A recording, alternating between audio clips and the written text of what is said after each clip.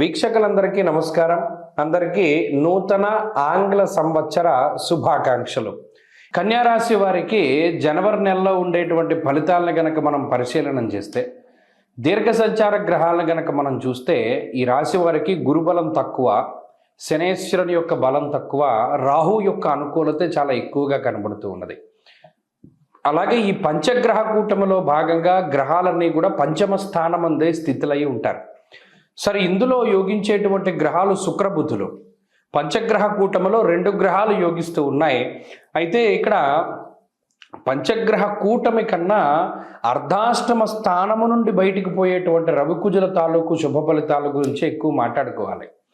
గ్రహాలు అనుకూలించడం వేరు, ప్రతికూలించేటువంటి గ్రహాల యొక్క సంఖ్య తగ్గడం వేరు. ఇవి రెండూ కూడా ఈ పంచగ్రహ కూటమి వల్ల జరుగుతూ ఉన్నాయి.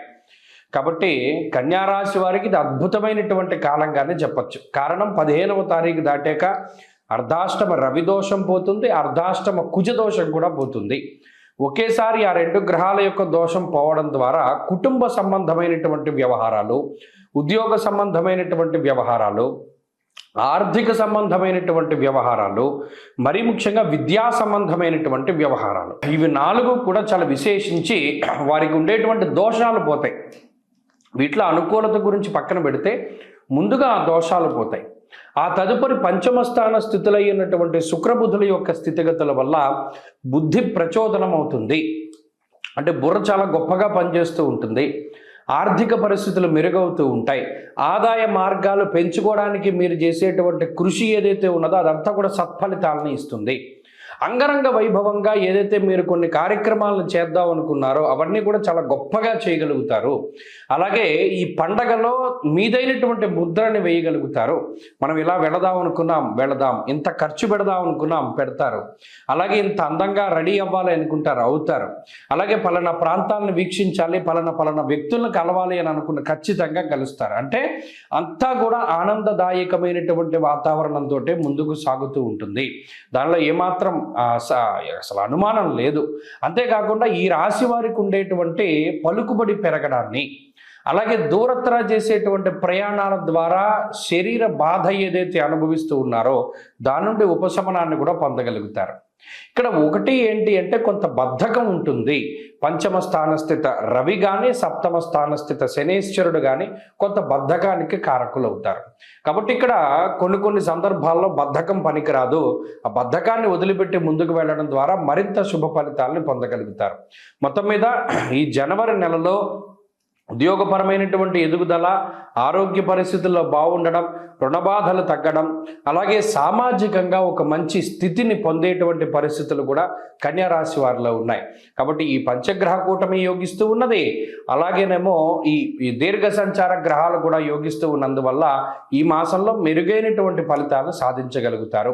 మరిన్ని శుభ ఫలితాలను సాధించడానికై ఈ కన్యారాశి వారు ఎక్కువగా వీరికి ఉండేటువంటి దోషం ఏదైతే ఉన్నదో, అర్ధాష్టమ కుజుడు మరి 15వ తారీఖు వరకు ఉంటారు కాబట్టి సుబ్రహ్మణ్య ఆరాధన ఎక్కువగా చేస్తూ ఉండడం, మంగళవారాలు నియమంగా ఉండడం, 4 మంగళవారాలు కూడా చక్కగా ఏదైనా సుబ్రహ్మణ్య క్షేత్రానికి వెళ్ళి సర్పసూక్తంతో అభిషేకం జరిపించుకోవడం ద్వారా కూడా మంచి ఫలితాలను పొందగలుగుతారు. ఈ కొత్త సంవత్సరంలో అందరికీ ఆయురారోగ్య ఐశ్వర్యాదులు కలగాలని, పరమేశ్వరుడి యొక్క అనుగ్రహం ఉండాలి అని, అలాగే ఈ సంవత్సరంలో ఏర్పడేటువంటి దేశారిష్ట యోగాలు, దుర్భిక్ష, ఉల్కాపాతాలు లేదా మరేతరత్ర దోషాదుల వల్ల ప్రజలు ఏ రకంగానూ ఇబ్బంది పడకూడదు అని చెప్పి మనస్ఫూర్తిగా భగవంతుడిని మరొకసారి ప్రార్థిస్తూ, నూతన సంవత్సరంలో ఈ ఆంగ్ల సంవత్సరంలో మొట్టమొదటి నెల జనవరి నెలలో ఉండేటువంటి గ్రహస్థితిని మనం పరిశీలిద్దాం. ముఖ్యంగా ఈ నెలలోనే పంచగ్రహ కూటమి అనేటువంటిది సంభవించబోతూ ఉన్నది.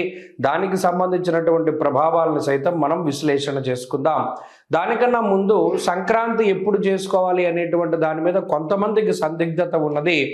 నిజానికి భారతదేశ ఆమోదిత భారత ప్రభుత్వ ఆమోదిత దృగ్గణిత పంచాంగ రీత్యా 15వ తారీఖు నాడు సంక్రమణ పుణ్యకాలము అనేటువంటిది అందరూ గుర్తుపెట్టుకోవాలి.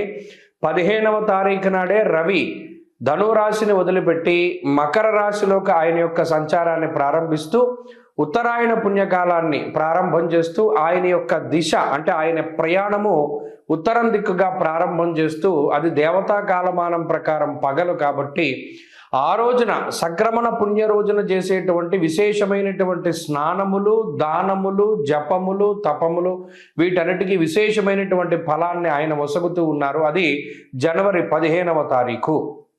కాబట్టి ప్రభుత్వం కూడా సెలవులు ఆ రకంగానే ఇచ్చింది కాబట్టి ఏమాత్రం సందేహం లేదు. 14, 15, 16 పండగలు, ఈ విషయాన్ని దృష్టిలో పెట్టుకోవాలి. ఇక జనవరి నెల ద్వితీయార్థంలో అంటే 15వ తారీఖు దగ్గర నుండి ఏర్పడేటువంటి పంచగ్రహ కూటమి చాలా విశేషంగా దీని గురించి చెప్పుకోవాలి. మకర రాశి యందు రవిగ్రహము, కుజగ్రహము, శుక్రగ్రహము, బుధగ్రహము, చంద్రగ్రహము వెరసి 5 గ్రహాల తాలూకు స్థితిగతులు ఇది కాలపురుషునికి దశమ కేంద్రమందు ఏర్పడుతూ ఉన్నాయి కాబట్టి ఇది విశేషంగా ప్రభావాన్ని చూపిస్తూ ఉంటుంది. దేని మీద? వృత్తి, ఉద్యోగ, వ్యాపార, వ్యవహార, వ్యవసాయాదులపైన దీని యొక్క ప్రభావం ఉండబోతూ ఉన్నది. అలాగే అగ్నితత్వ సంబంధం ఉన్నటువంటి రవి కుజులు ఇద్దరూ కూడా భూతత్వ రాశి యందు నెలకొని ఉన్నారు. ఇక్కడ గమనించండి, ఇక్కడ మకరం భూతత్వ రాశి, ఆ రాశి యందు అగ్ని సంబంధమైన గ్రహాలు అంటే రవి కానీ కుజుడు కానీ ఉండడం వల్ల ఇది అకారణమైనటువంటి ఎండలను కూడా సూచిస్తుంది. ఈ విషయాన్ని కూడా దృష్టిలో పెట్టుకోవాలి. అలాగే రాజకీయపరమైనటువంటి విషయాలు కొంచెం ఆసక్తిని కలగజేస్తాయి.